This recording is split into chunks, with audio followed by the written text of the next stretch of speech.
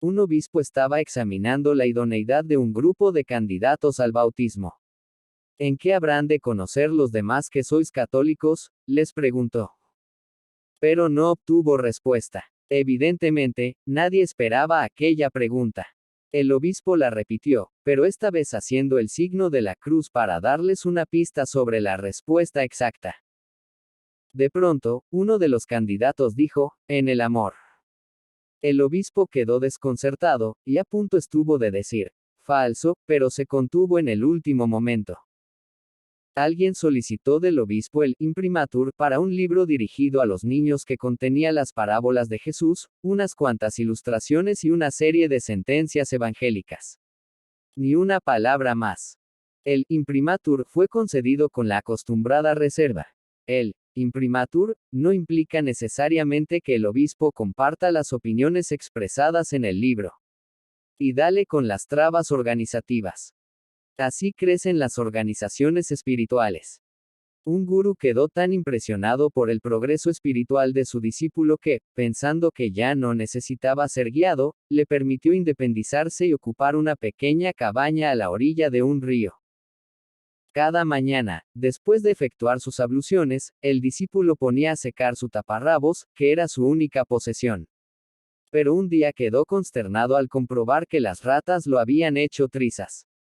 De manera que tuvo que mendigar entre los habitantes de la aldea para conseguir otro. Cuando las ratas también destrozaron decidió hacerse con un gato, con lo cual dejó de tener problemas con las ratas, pero, además de mendigar para su propio sustento, tuvo que hacerlo para conseguir leche para el gato. Esto de mendigar es demasiado molesto, pensó, y demasiado oneroso para los habitantes de la aldea. Tendré que hacerme con una vaca. Y cuando consiguió la vaca, tuvo que mendigar para conseguir forraje. Será mejor que cultive el terreno que hay junto a la cabaña, pensó entonces. Pero también aquello demostró tener sus inconvenientes, porque le dejaba poco tiempo para la meditación. De modo que empleó a unos peones que cultivaran la tierra por él.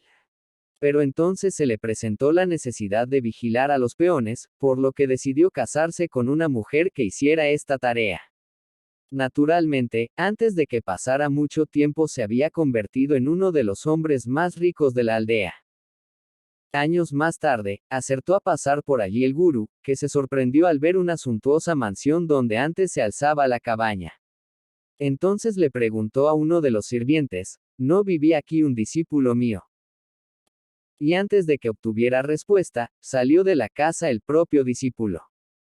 ¿Qué significa todo esto, hijo mío?, preguntó el gurú. No va usted a creerlo, señor, respondió pero no encontré otro modo de conservar mi taparrabos. En un determinado lugar de una accidentada costa, donde eran frecuentes los naufragios, había una pequeña y destartalada estación de salvamento que constaba de una simple cabaña y un humilde barco.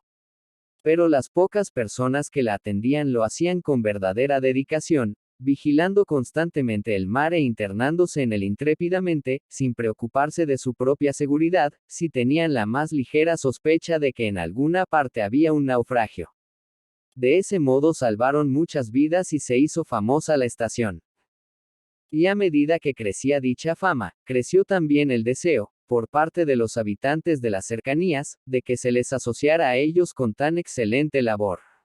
Para lo cual se mostraron generosos a la hora de ofrecer su tiempo y su dinero, de manera que se amplió la plantilla de socorristas, se compraron nuevos barcos y se adiestró a nuevas tripulaciones. También la cabaña fue sustituida por un confortable edificio capaz de satisfacer adecuadamente las necesidades de los que habían sido salvados del mar y, naturalmente, como los naufragios no se producen todos los días, se convirtió en un popular lugar de encuentro, en una especie de club local. Con el paso del tiempo, la vida social se hizo tan intensa que se perdió casi todo el interés por el salvamento, aunque, eso sí, todo el mundo ostentaba orgullosamente las insignias con el lema de la estación. Pero, de hecho, cuando alguien era rescatado del mar, siempre podía detectarse el fastidio, porque los náufragos solían estar sucios y enfermos y ensuciaban la moqueta y los muebles. Las actividades sociales del club pronto se hicieron tan numerosas, y las actividades de salvamento tan escasas, que en una reunión del club se produjo un enfrentamiento con algunos miembros que insistían en recuperar la finalidad y la actividad originarias. Se procedió a una votación, y aquellos alborotadores, que demostraron ser minoría, fueron invitados a abandonar el club y crear otro por su cuenta. Y esto fue justamente lo que hicieron, crear otra estación en la misma costa, un poco más allá, en la que demostraron tal desinterés de sí mismos y tal valentía que se hicieron famosos por su heroísmo. Con lo cual creció el número de sus miembros, se reconstruyó la cabaña. Y acabó apagándose su idealismo. Si, por casualidad, visita usted hoy aquella zona, se encontrará con una serie de clubs selectos a lo largo de la costa, cada uno de los cuales se siente orgulloso, y con razón, de sus orígenes y de su tradición. Todavía siguen produciéndose naufragios en la zona, pero a nadie parecen preocuparle demasiado. En un desierto país, los árboles eran bastante escasos y resultaba difícil encontrar fruta. Se decía que Dios quiso asegurarse de que hubiera suficiente para todos, y por eso se había aparecido a un profeta y le había dicho, este es mi mandamiento para todo el pueblo, tanto ahora como en futuras generaciones. Nadie comerá más de una fruta al día. Hazlo constar en el libro sagrado. Y quien quebrante esta ley será considerado reo de pecado contra Dios y contra la humanidad. La ley fue fielmente observada durante siglos, hasta que los científicos descubrieron el modo de convertir el desierto en un vergel. El país se hizo rico en cereales y ganado, y los árboles se doblaban bajo el peso de la fruta, que no era recogida, porque las autoridades civiles y religiosas del país seguían manteniendo en vigor la antigua ley. Y cualquiera que diera muestras de haber pecado contra la humanidad por permitir que se pudriera fruta en el suelo, era tildado de blasfemo y enemigo de la moralidad. Se decía que tales personas, que ponían en tela de juicio la sabiduría de la sagrada palabra de Dios, eran guiadas por el orgulloso espíritu de la razón y carecían del espíritu de fe y de sumisión, que era requisito imprescindible para recibir la verdad. En los templos solían pronunciarse sermones en los que se afirmaba que los que quebrantaban la ley acababan mal. Ni una sola vez se mencionaba a los que, en igual número, acababan mal a pesar de haber observado fielmente la ley, ni tampoco a los muchísimos que prosperaban a pesar de haberla quebrantado. Y no podía hacerse nada por cambiar la ley, porque el profeta que había pretendido haberla recibido de Dios había muerto hacía mucho tiempo. De haber vivido, tal vez hubiera tenido el valor y el sentido común de cambiar la ley a tenor de las circunstancias, porque habría tomado la palabra de Dios no como algo que hubiera que reverenciar, sino como algo que debía usarse para el bienestar del pueblo. La consecuencia de todo ello es que había personas que se burlaban de la ley, de Dios y de la religión. Otras la quebrantaban en secreto, y siempre con la sensación de estar pecando. Pero la inmensa mayoría la observaba fielmente, llegando incluso a considerarse santos por el simple hecho de haber respetado una absurda y anticuada costumbre de la que el miedo les impedía prescindir. Las personas verdaderamente religiosas observan la ley, pero ni la temen. ¿Cómo se gana usted la vida?, le preguntó una señora a un hombre joven durante un cóctel. Soy paracaidista. Debe de ser tremendo saltar con paracaídas, dijo la señora. En fin, tiene sus malos momentos, sí. ¿Y cuál ha sido su más terrible experiencia? Bueno, dijo el paracaidista, creo que fue una vez en que caí en un césped en el que había un letrero que decía, prohibido pisar la hierba. Ni la reverencian. Un sargento preguntó a un grupo de reclutas por qué se usaba madera de nogal para la culata del rifle. Porque es más dura que cualquier otra madera, respondió uno de ellos. Incorrecto, dijo el sargento. Porque es más elástica, dijo otro. Incorrecto también. Porque tiene mejor brillo. Ciertamente, tenéis mucho que aprender, muchachos. Se emplea madera de nogal por la sencilla razón de que así lo dicen las ordenanzas. Ni la absolutizan. Un empleado del ferrocarril informó de un asesinato ocurrido en un tren en los siguientes términos. El asesino accedió al vagón desde la plataforma, asestó 5 salvajes puñaladas a la víctima, cada una de las cuales era mortal de necesidad, y abandonó el tren por la otra puerta, apeándose en la vía y, consiguientemente, transgrediendo las normas de la compañía de ferrocarriles. Le criticaban a un noble el que hubiera incendiado la catedral. Y él dijo que lo lamentaba de veras, pero que le habían informado, erróneamente, como demostraron los hechos de que el arzobispo se encontraba dentro.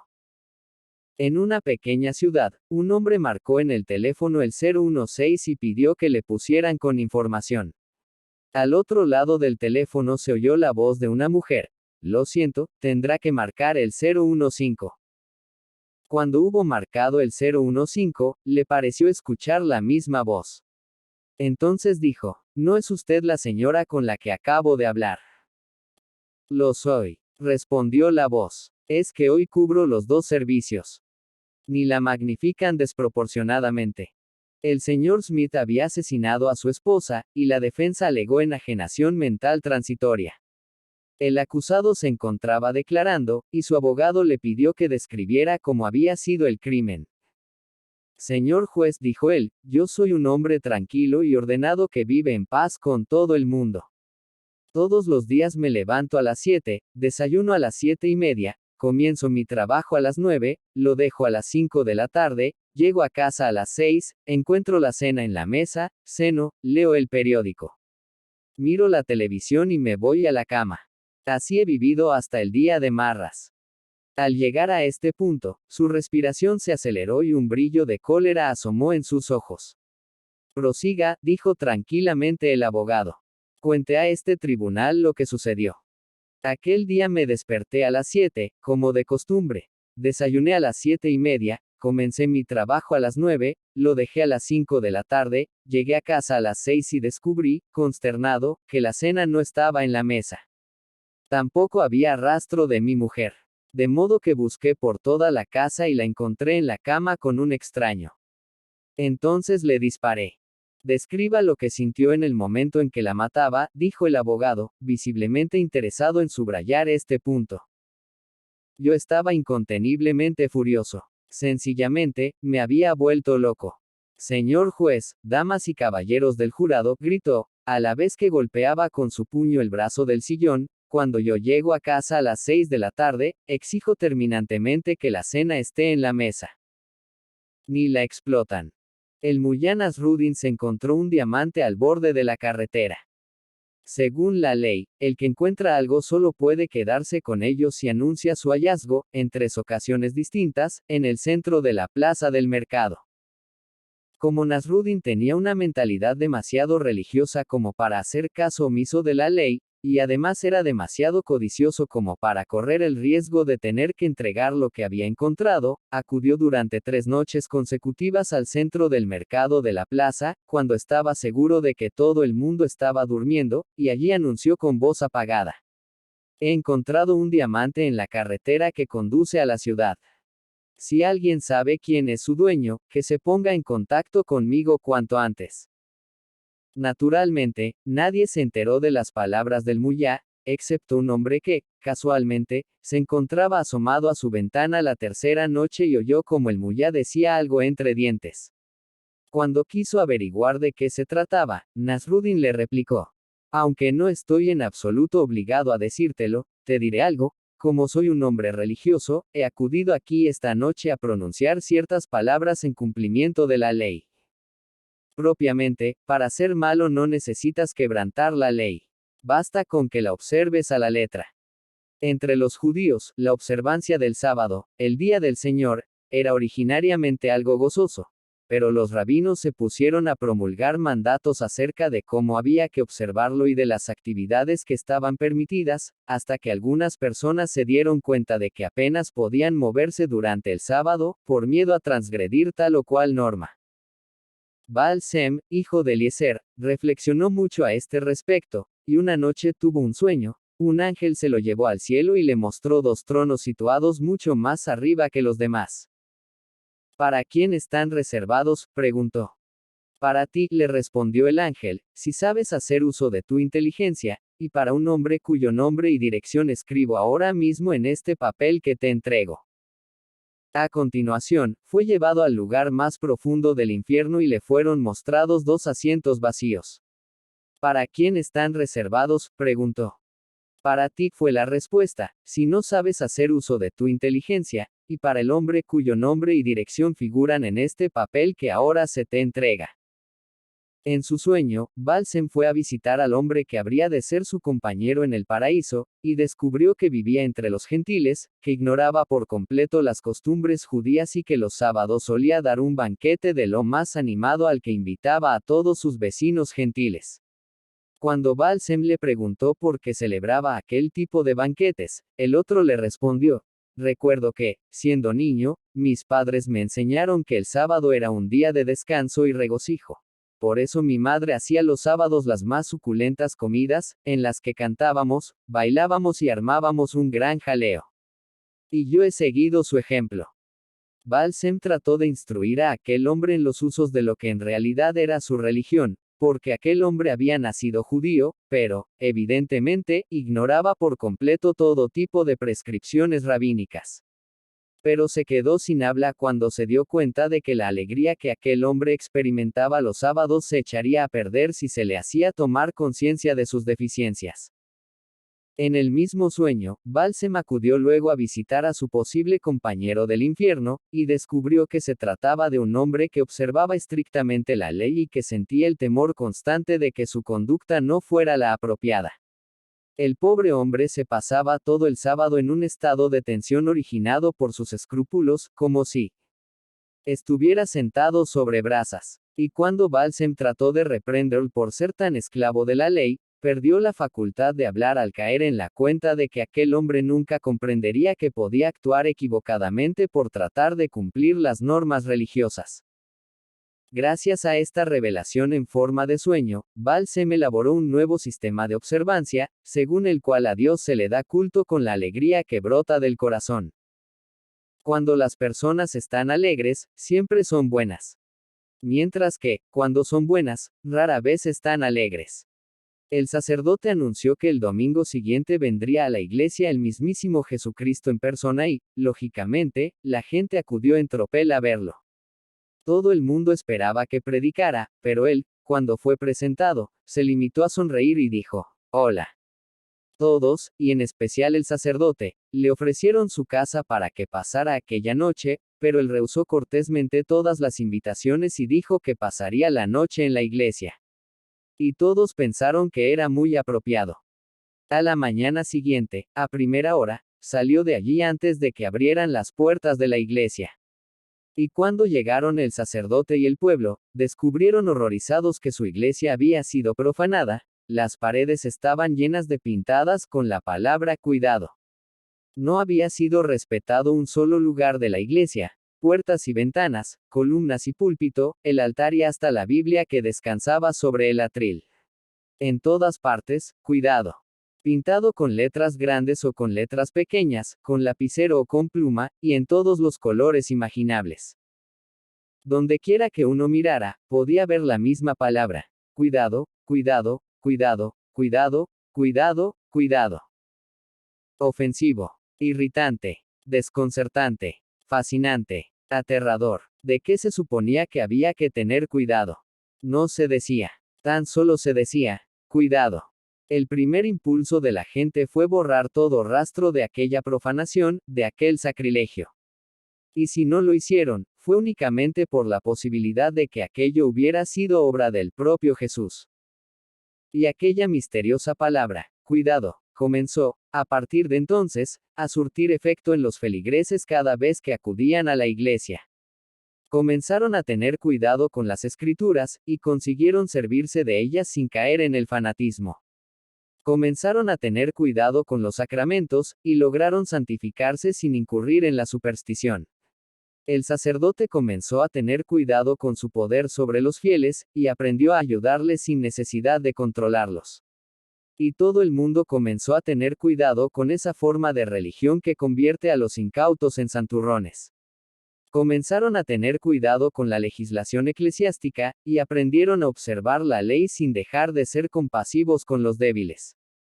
Comenzaron a tener cuidado con la oración, y ésta dejó de ser un impedimento para adquirir confianza en sí mismos. Comenzaron incluso a tener cuidado con sus ideas sobre Dios, y aprendieron a reconocer su presencia fuera de los estrechos límites de su iglesia. Actualmente, la palabra en cuestión, que entonces fue motivo de escándalo, aparece inscrita en la parte superior de la entrada de la iglesia, y si pasas por allí de noche, puedes leerla en un enorme rótulo de luces de neón multicolores. Gracia. Se hallaba un sacerdote sentado en su escritorio, junto a la ventana, preparando un sermón sobre la providencia. De pronto oyó algo que le pareció una explosión, y a continuación vio cómo la gente corría enloquecida de un lado para otro, y supo que había reventado una presa, que el río se había desbordado y que la gente estaba siendo evacuada. El sacerdote comprobó que el agua había alcanzado ya la calle en la que él vivía, y tuvo cierta dificultad en evitar dejarse dominar por el pánico. Pero consiguió decirse a sí mismo, aquí estoy yo, preparando un sermón sobre la providencia, y se me ofrece la oportunidad de practicar lo que predico. No debo huir con los demás, sino quedarme aquí y confiar en que la providencia de Dios me ha de salvar. Cuando el agua llegaba ya a la altura de su ventana, pasó por allí una barca llena de gente. Salte adentro, padre, le gritaron. No, hijos míos, respondió el sacerdote lleno de confianza, yo confío en que me salve la providencia de Dios. El sacerdote subió al tejado y cuando el agua llegó hasta allí, pasó otra barca llena de gente que volvió a animar encarecidamente al sacerdote a que subiera. Pero él volvió a negarse. Entonces se encaramó a lo alto del campanario. Y cuando el agua le llegaba ya a las rodillas, llegó un agente de policía a rescatarlo con una motora. Muchas gracias, agente, le dijo el sacerdote sonriendo tranquilamente, pero ya sabe usted que yo confío en Dios, que nunca habrá de defraudarme. Cuando el sacerdote se ahogó y fue al cielo, lo primero que hizo fue quejarse ante Dios, yo confiaba en ti. ¿Por qué no hiciste nada por salvarme? Bueno, le dijo Dios, la verdad es que envié 3 botes, ¿no lo recuerdas? Iban de viaje 2 monjes, uno de los cuales practicaba la espiritualidad del ahorro, mientras que el otro creía en la renuncia. Se habían pasado el día discutiendo acerca de sus respectivas espiritualidades, hasta que, al atardecer, llegaron a la orilla de un río. El que creía en la renuncia no llevaba dinero consigo, y le dijo al otro, no podemos pagar al barquero para que nos pase al otro lado, pero tampoco hay que preocuparse por el cuerpo. Será mejor que pasemos aquí la noche alabando a Dios, y seguro que mañana encontraremos a un alma buena que nos pague la travesía. Y dijo el otro, a este lado del río no hay pueblo, caserío, cabaña ni refugio alguno. Nos devorarán las bestias salvajes, o nos picarán las serpientes, o nos moriremos de frío. Sin embargo, al otro lado del río podremos pasar la noche confortablemente y a salvo. Yo tengo dinero para pagar al barquero. Y una vez a salvo en la otra orilla, le regañó a su compañero, ¿has visto para lo que vale el ahorrar dinero? Gracias a ello he podido salvar tu vida y la mía. ¿Qué nos habría ocurrido si yo hubiera sido un hombre de renuncia como tú? Y el otro le replicó, ha sido tu renuncia la que nos ha permitido cruzar el río, porque te has desprendido de parte de tu dinero para pagar al barquero, ¿no es así? Además, como yo no llevaba dinero en mi bolsillo, tu bolsillo se ha hecho mío. La verdad es que he observado que yo no sufro jamás, porque siempre tengo lo que necesito. Durante una fiesta, en el Japón, le hicieron probar una popular bebida japonesa a un turista, el cual, después de tomar la primera copa, observó que el mobiliario de la habitación se movía. Es una bebida muy fuerte, le dijo a su anfitrión. No demasiado, replicó este. Lo que ocurre es que hay un terremoto. Un elefante se separó de la manada y fue a cruzar un viejo y frágil puente de madera tendido sobre un barranco. La débil estructura se estremeció y crujió, apenas capaz de soportar el peso del elefante. Una vez a salvo al otro lado del barranco, una pulga que se encontraba alojada en una oreja del elefante exclamó, enormemente satisfecha. Muchacho, hemos hecho temblar ese puente. Una anciana mujer observó con qué precisión, casi científica, se ponía a cantar su gallo, todos los días, justamente antes de que saliera el sol, llegando a la conclusión de que era el canto de su gallo el que hacía que el sol saliera. Por eso, cuando se le murió el gallo, se apresuró a reemplazarlo por otro, no fuera a ser que a la mañana siguiente no saliera el astro rey. Un día, la anciana riñó con sus vecinos y se trasladó a vivir, con su hermana, a unas cuantas millas de la aldea. Cuando, al día siguiente, el gallo se puso a cantar, y un poco más tarde comenzó a salir el sol por el horizonte, ella se reafirmó en lo que durante tanto tiempo había sabido. Ahora, el sol salía donde ella estaba, mientras que la aldea quedaba a oscuras. Ellos se lo habían buscado. Lo único que siempre le extrañó fue que sus antiguos vecinos no acudieran jamás a pedirle que regresara a la aldea con su gallo.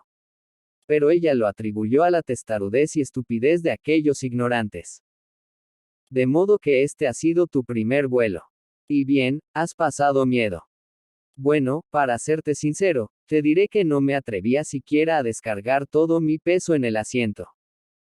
Un discípulo llegó a lomos de su camello ante la tienda de su maestro Sufi.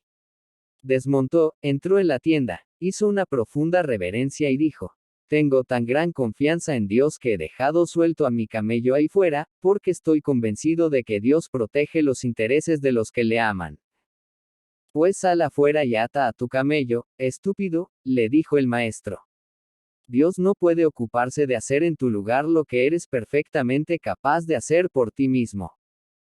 Goldberg poseía el más hermoso jardín de la ciudad y, siempre que pasaba por allí, el rabino le decía a Goldberg: tienes un jardín que es una preciosidad.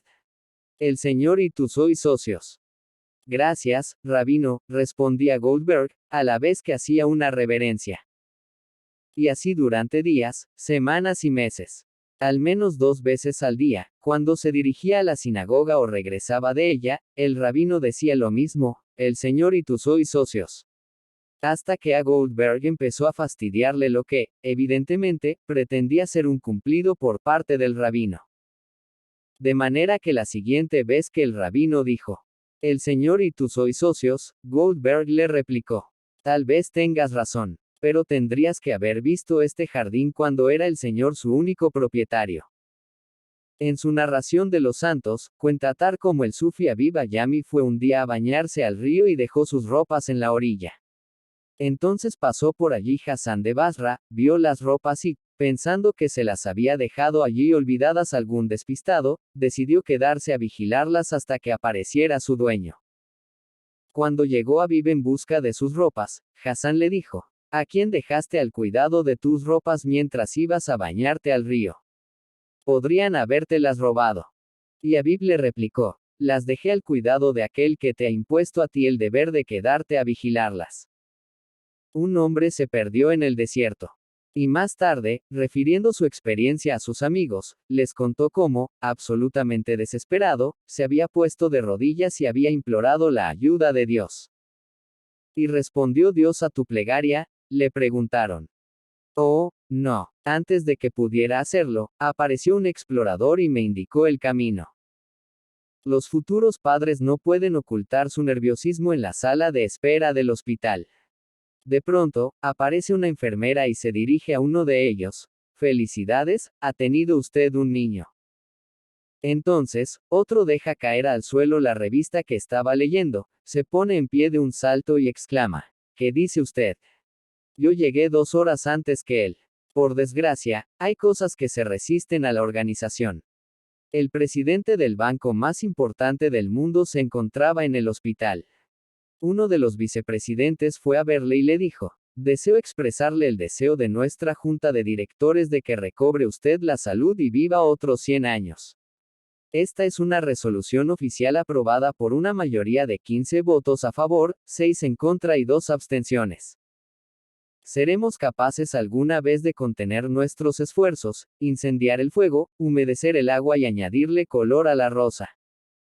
Una familia de refugiados se sentía muy favorablemente impresionada por Norteamérica, especialmente una de las hijas, de 6 años de edad, que no tardó en convencerse de que todo lo norteamericano era no solo lo mejor, sino que incluso era perfecto.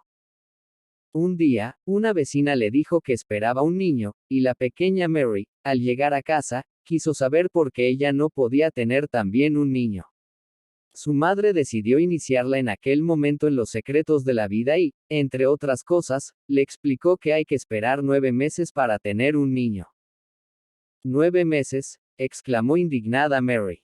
«Pero, madre, no estarás olvidando que estamos en Norteamérica». «Mamá, quiero tener un hermanito». «Pero si acabas de tener uno». «Pues quiero tener otro». «Verás, no puedes tener otro hermanito tan pronto. Lleva tiempo hacer un hermanito». «¿Y por qué no haces lo que hace papá en la fábrica?» «¿Y qué hace papá?» «Emplear a más hombres». Una mujer soñó que entraba en una tienda recién inaugurada en la plaza del mercado y, para su sorpresa, descubrió que Dios se encontraba tras el mostrador. «¿Qué vendes aquí?», le preguntó. «Todo lo que tu corazón desee», respondió Dios. Sin atreverse casi a creer lo que estaba oyendo, la mujer se decidió a pedir lo mejor que un ser humano podría desear. Deseo paz de espíritu, amor, felicidad, sabiduría y ausencia de todo temor, dijo. Y luego, tras un instante de vacilación, añadió, no solo para mí, sino para todo el mundo. Dios se sonrió y dijo, creo que no me has comprendido, querida. Aquí no vendemos frutos, únicamente vendemos semillas. Un hombre bastante piadoso, que estaba pasando apuros económicos, decidió orar de la siguiente manera. Señor, acuérdate de los años que te he servido como mejor he podido y sin pedirte nada a cambio. Ahora que soy viejo y estoy arruinado, voy a pedirte, por primera vez en mi vida, un favor que estoy seguro que no me vas a negar, haz que me toque la lotería. Pasaron días, semanas, meses. Y nada. Por fin, casi a punto de desesperarse, gritó una noche, ¿por qué no me haces caso, Señor? Y entonces oyó la voz de Dios que le replicaba, hazme caso tú a mí. ¿Por qué no compras un billete de lotería?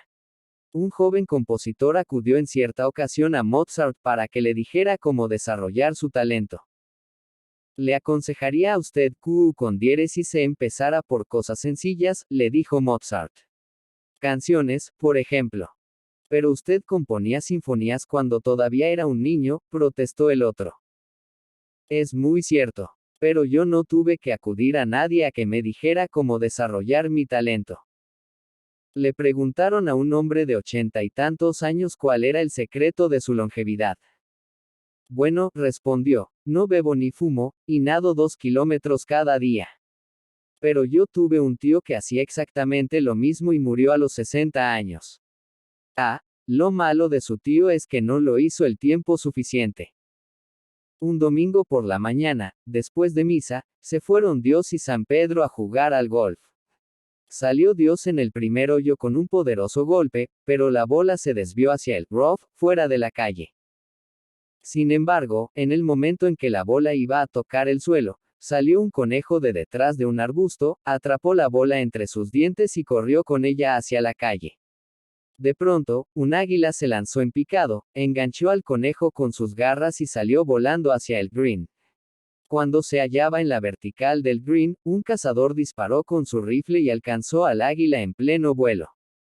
El águila soltó al conejo, el cual, al caer en el green, soltó la bola, que fue rodando y entró en el hoyo. San Pedro, visiblemente molesto, se volvió hacia Dios y le dijo, ya está bien. ¿Has venido a jugar al golf o a perder el tiempo? ¿Y qué me dices de ti? ¿Prefieres entender y jugar el juego de la vida o perder el tiempo con milagros?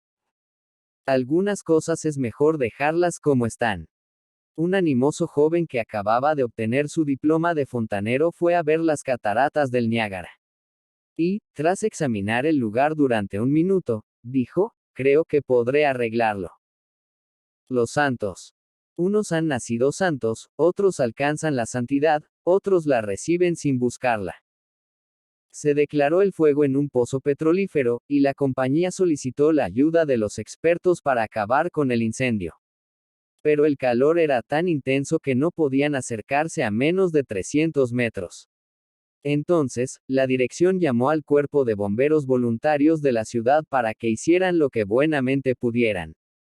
Media hora más tarde, el decrépito camión de los bomberos descendía por la carretera y se detenía bruscamente a unos 20 metros de las llamas. Los hombres saltaron del camión, se esparcieron en abanico y, a continuación, apagaron el fuego. Unos días más tarde, en señal de agradecimiento, la dirección celebró una ceremonia en la que se elogió el valor de los bomberos, se exaltó su gran sentido del deber y se entregó al jefe del cuerpo un sabroso cheque. Cuando los periodistas le preguntaron qué pensaba hacer con aquel cheque, el jefe respondió: bueno, lo primero que haré será llevar el camión a un taller para que le arreglen los frenos. Y para otros, ay, la santidad no es más que un ritual. El caballero que cortejaba a Lady Pomphampton había ido a casa de esta a tomar el té, de modo que ella le dio una generosa propina a su doncella y le dijo: toma esto y cuando oigas que grito pidiendo ayuda, puedes irte y tomarte el día libre. Y Reis una vez un hombre tan piadoso que hasta los ángeles se alegraban viéndolo. Pero, a pesar de su enorme santidad, no tenía ni idea de que era un santo. Él se limitaba a cumplir sus humildes obligaciones, difundiendo en torno suyo la bondad de la misma manera que las flores difunden su fragancia, o las lámparas su luz. Su santidad consistía en que no tenía en cuenta el pasado de los demás, sino que tomaba a todo el mundo tal como era en ese momento, fijándose, por encima de la apariencia de cada persona, en lo más profundo de su ser, donde todos eran inocentes y honrados y demasiado ignorantes para saber lo que hacían. Por eso amaba y perdonaba a todo el mundo, y no pensaba que hubiera en ello nada de extraordinario, porque era la consecuencia lógica de su manera de ver a la gente. Un día le dijo un ángel: Dios me ha enviado a ti. Pide lo que desees, y te será concedido. Deseas, tal vez, tener el don de curar. No, respondió el hombre, preferiría que fuera el propio Dios quien lo hiciera. Quizá te gustaría devolver a los pecadores al camino recto. No, respondió, no es para mí eso de conmover los corazones humanos. Eso es propio de los ángeles.